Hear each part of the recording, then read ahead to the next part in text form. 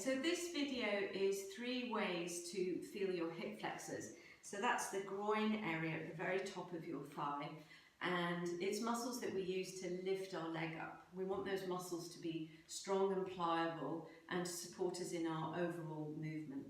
So the first one is lying down on your back and just allowing for that natural little lightness to the lower back, that natural inward curve. And feeling as you exhale your rib cage make some contact with the mat. And then you can just take your arms out to the side and take your knees up. Squeeze your toes up towards your face. You can have the heels squeezing a little bit towards your bum. And hold that position there. You can rock your knees a little bit away from you and pull them in again and feel the hip flexors. Feel them contract. Keeping your back and pelvis in a neutral position with the support of the floor. Then you can have a go at just lifting the legs up a little bit and then pulling back in to the flexed position. That's the knee up towards the chest. So just bringing your attention to that groin area and how you're deepening that hip crease and how that feels. Another little movement you can do is knees away from you. Drop one heel down and then feeling that hip flexor as you squeeze the knee back up. As you do that, you're trying to keep your back with the same contact with the floor. So you're not letting your back arch away from the floor. The rib cage stays down.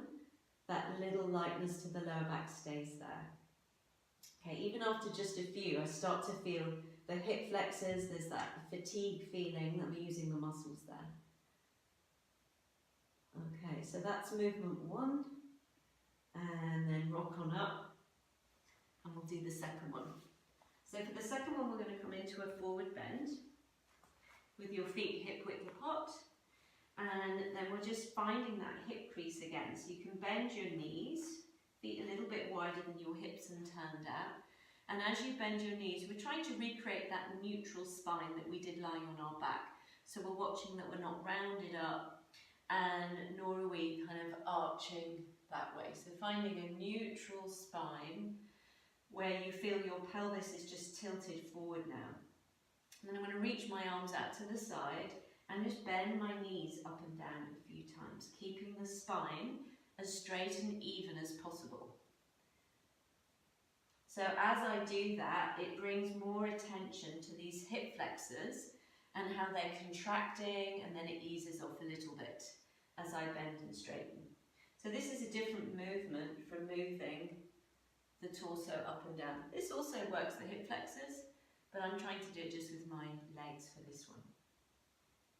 So that's the second one, and I'm also feeling hamstrings and glutes, feeling all the strength, connected strength of the legs with a neutral spine. Okay. So one more movement to feel hip flexors is a blanket slide. So if you bring your feet onto a blanket on a slippy floor, you can use socks as well instead of a blanket. And then again, we're trying to find neutral spine. So I'm going to roll onto the top of my sit bones as much as I can, lifting the toes towards the ceiling, and then slowly pushing the blanket all the way away, and then slowly pulling back in. So it's good to feel the hamstrings working, as well as being a little bit more aware of that hip crease. Pulling in and pushing out. If you want to feel the hip creases a little bit more, you can pull in and have a go at lifting a heel up.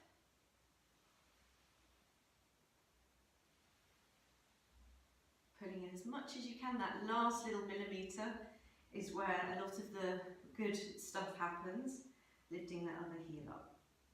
Another variation is lifting both up, taking the legs wide and closer together, and feeling the different position there on the hip flexors. Okay, and then pushing out. It can be quite nice to lie down after that, and just bring your hands to the hip flexors, wiggle your legs around, let them relax and stretch out a little bit. Feel softening. And then come to bent knees, drop your knees in together, feet pigeon-toed. So you have a sense of the groins rolling in and dropping down so they can soften a little bit, and then just relax with your breath.